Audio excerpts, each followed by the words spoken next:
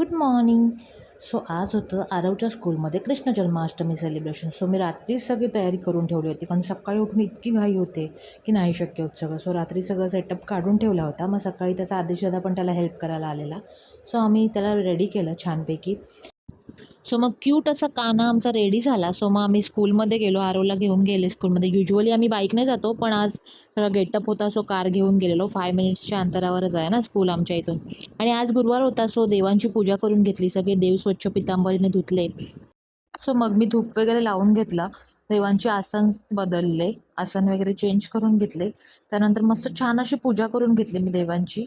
हार वगैरे घातले, फुलं वाहिली आणि अशा प्रकारे छान पूजा केली. पूजा करतो त्याच दिवशी घरात इतकी फ्रेश वाईब्स येतात की खूप छान वाटतं, घरात एकदम प्रसन्न वाटतं. आणि मग पूजा वगैरे करून झाली त्यानंतर मग मी नाश्ता केला. ब्रेड बटर चहा असा नाश्ता केला. तेवढ्यात आरव आला आणि आरवने सगळी ज्वेलरी वगैरे काढून बॅगमध्ये ठेवलेली. येईपर्यंत त्याचा असं गेटअप होता. संध्याकाळी मग मी मेंदूवडा केला. माझ्याकडे प्रीमिक्स होतं मेंदूवड्याचं, जे मी डीमार्टमधून आणलेलं. सो त्याचे वडे केले. असा होता दिवस. बाय.